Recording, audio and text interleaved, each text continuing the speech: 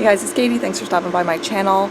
It's July. I'm going to do a garden tour. It's very early in the morning. It's like 6, maybe not even 6 o'clock in the morning. And it's been hot. We've had the upper 90s for several days.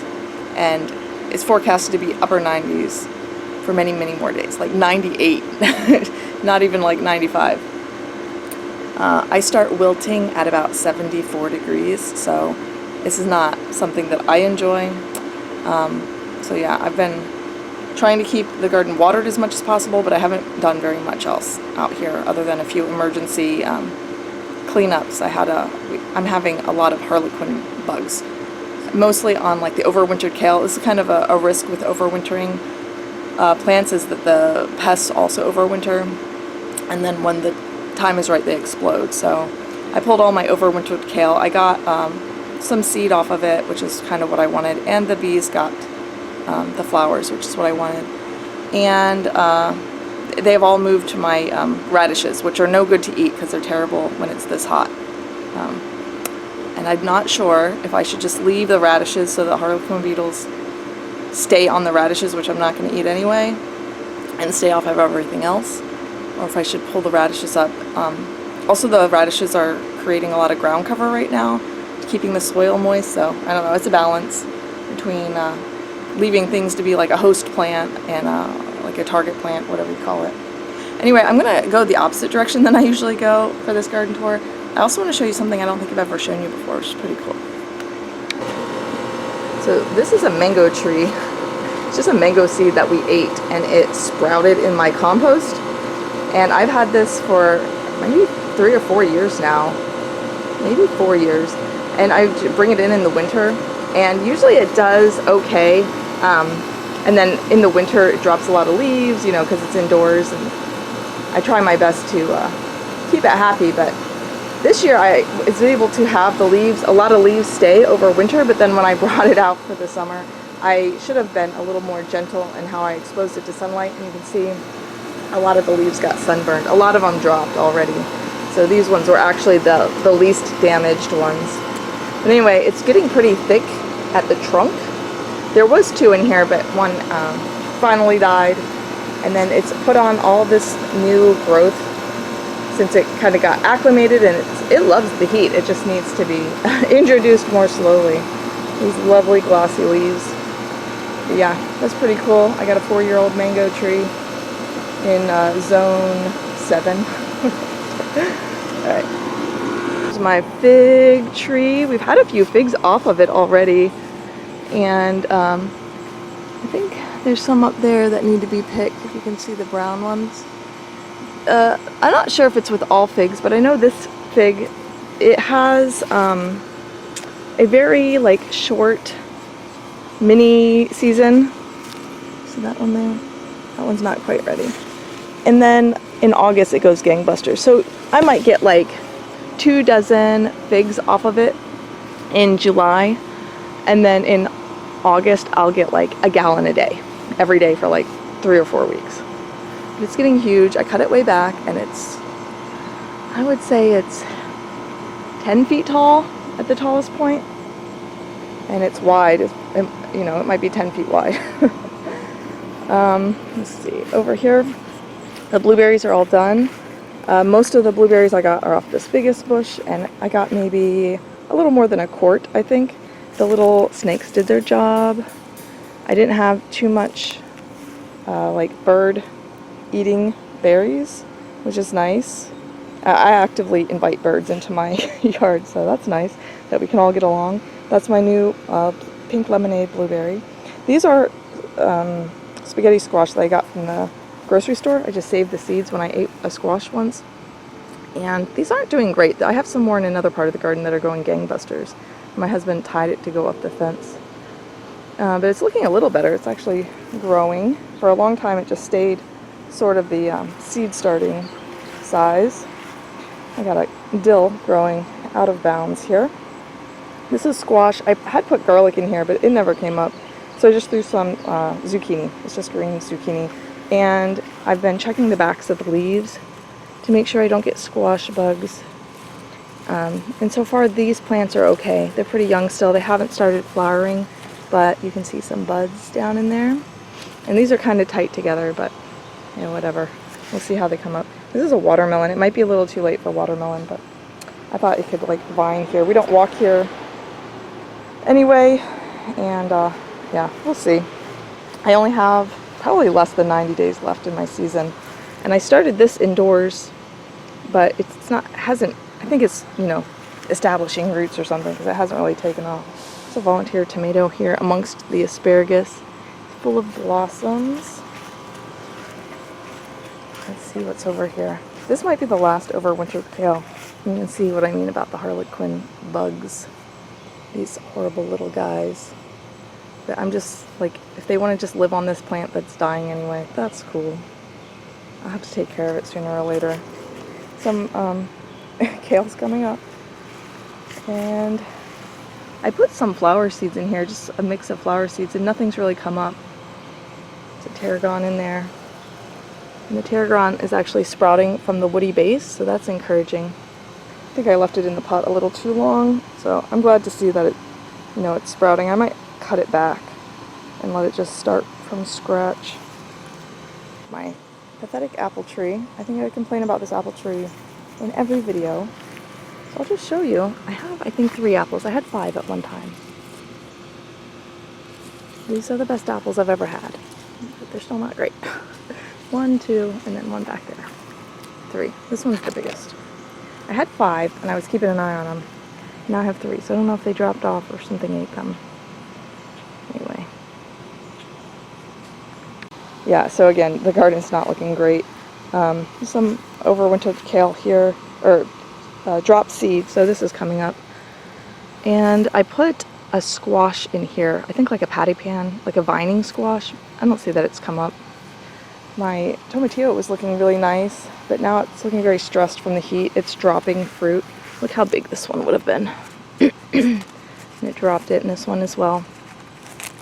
That's how big the fruit is inside. But it, you know, if it's going to make a husk this big, I'm assuming it intended to make a fruit that big. There's still some big ones on there. There's some back there. And I don't see very many blossoms on this one. The other one has blossoms still. It might be too hot for the flowers. There's a blossom that's kind of shriveled up. And I'm not sure what's going on with the leaves. Turning yellow and pinhole, so I don't know. It's a combination between bugs and the heat. But that's okay. That's fine. We're all doing the best we can. Here's some kale that was newly planted, but it was covered in the harlequin beetles too. So I just chopped it off. It should grow back. Especially, you know, these nice big ones. It'll sprout at all of these leaf junctions. But I needed a break from the bugs. I was hand picking them, and I was picking hundreds. So I just chopped it off, and it can regrow. I put a squash here. This is where the cilantro was. The seeds finally fully developed. I actually collected some. I did not even collect all that there was, but there's probably about a cup of cilantro seeds in the bottom of this container. And then these are the snow peas, so I collected the pods, so I'll save those for planting next year. This was where I had snow peas. I took them out and I put cucumbers here to hopefully go up this trellis. I got this tomato that I'm also sending up this trellis so that it can be a fight to the death. That's cool. This tomato was doing really well, and it has lots of fruit on it. You can see there and there. In here, and the fruit looks okay. This one has some blossom and rot, but the rest of them look okay.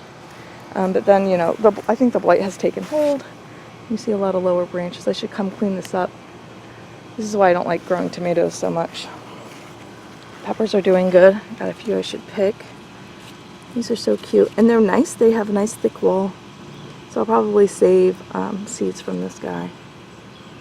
See little ones forming, and these ones haven't dropped any blossoms. It's actually blooming since I've been watering as much as possible, so it's responding well to the watering. And then that, I think, is also a patty pan squash. I didn't want to have too many bush type squash. I have this area here in between the beds where I let things kind of grow over and vine between the beds.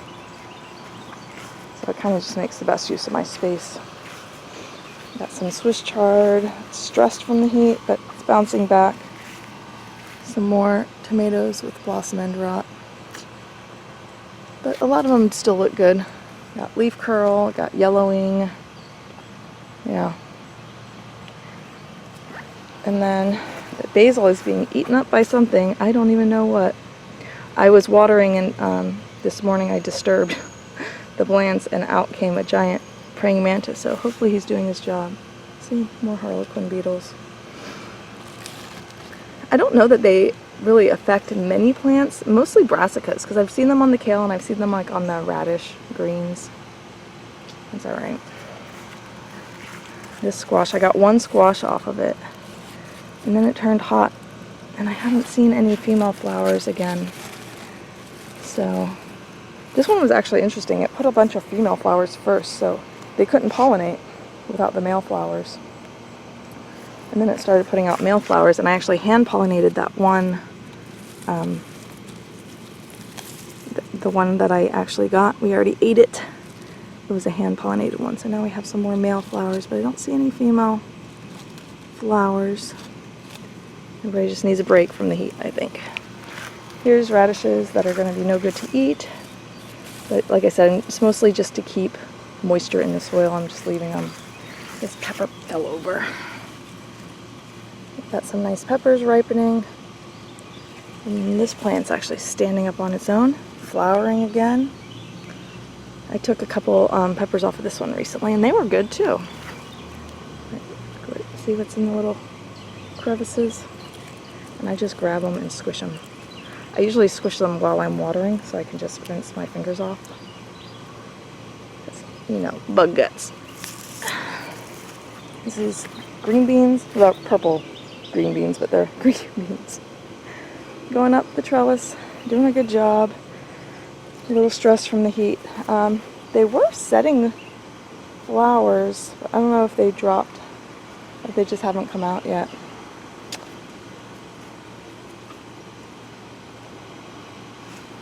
And on this side, I have some more radishes and another pepper. And if I kept these picked, they would probably make more peppers, but that's okay. That's okay. I put another squash here. I don't know what kind. These are ground cherries.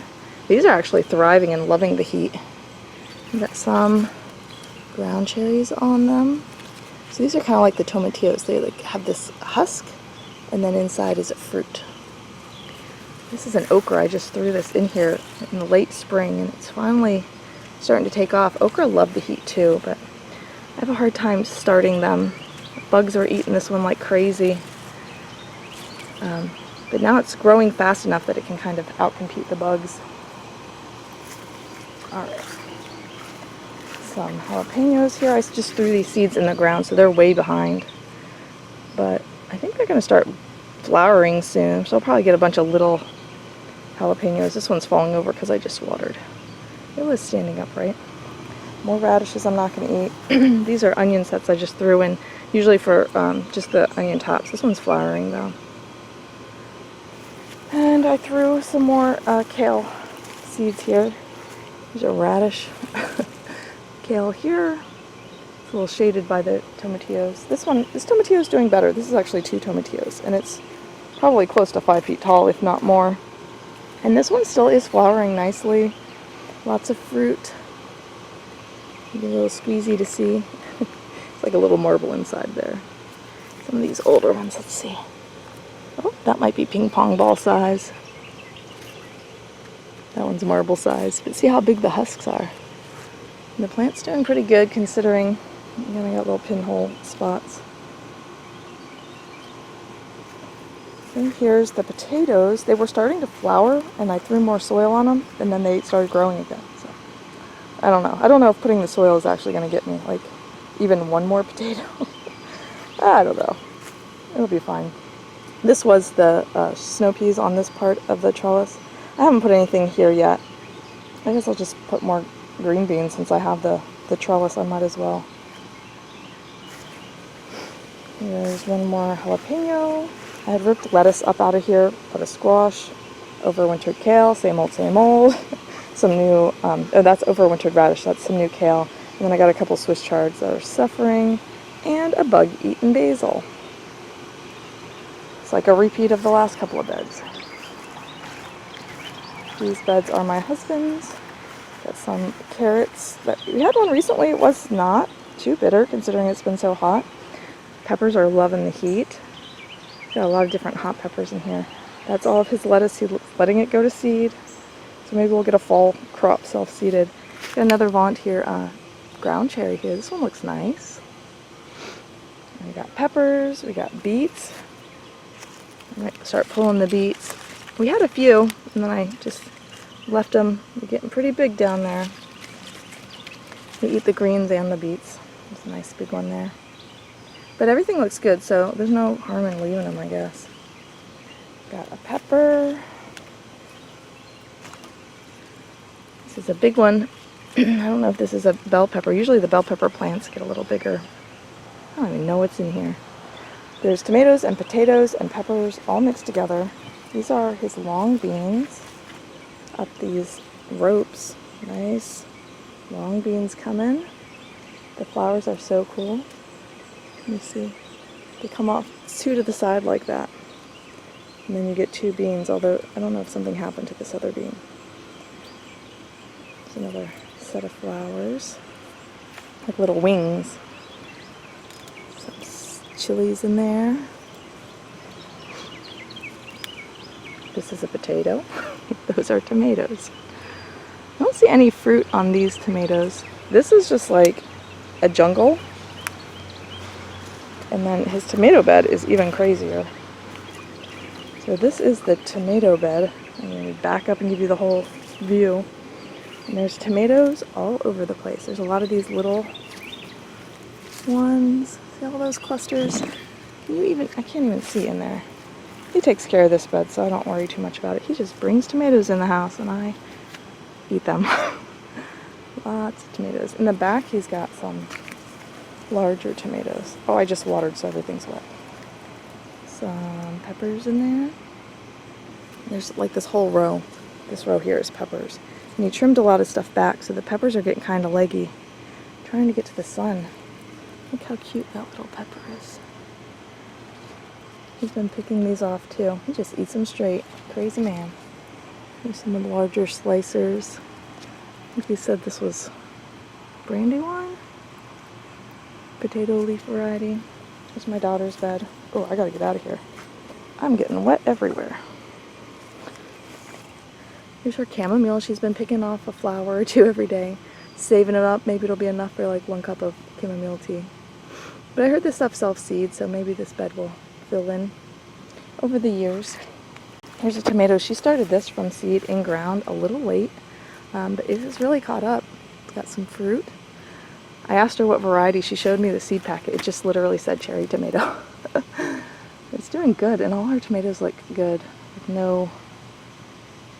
This is probably the best tomato in the garden as far as yellowing or blight or blossom end rot. So, way to go. Her basil's also doing much better than mine.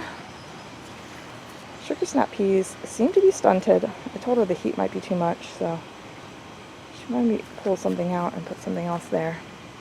She's got a pepper, sweet pepper, and then sunflower there. This is my son's bed. There's his green beans. This thing's going gangbusters. He pulls 3 or 4 out of this plant every day. We're just 3 plants here. It's pretty good. Oops. This is some green beans. And then I just put cucumbers in here. He had sugar snap peas, and I pulled them out. You can see the cucumbers just starting to come up. Got a tomato too. And I saw some of his had blossom end rot. But actually this plant's doing okay too. Not too much yellowing. Definitely leaf curl. This is how I feel when it gets hot. I wish I could do this. I put some bush beans in here. He really liked that blue lake that he got from there's like a family event at the library. So I put some more in here for him. And then I outlined this bed of beans with sunflowers. So they're coming up well here. They're getting a little out-competed. So there's some under here too. And then it looks like I had a few skips with the bush beans, but that's alright. This will all fill in. This is all butternut squash with the darker mottled leaves. And I don't think I've seen any female flowers yet, lots of male flowers. And then this lighter vine going that way, well, it's going this way too, all the way through there. That's spaghetti squash. And I'll show you, I have a couple fruit on there.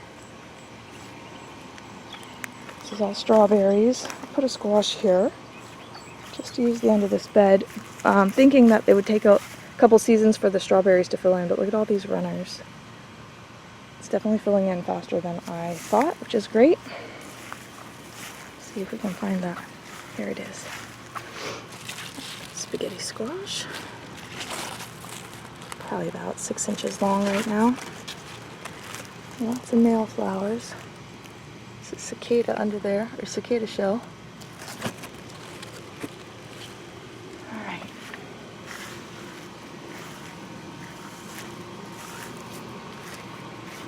That's what the grapes look like.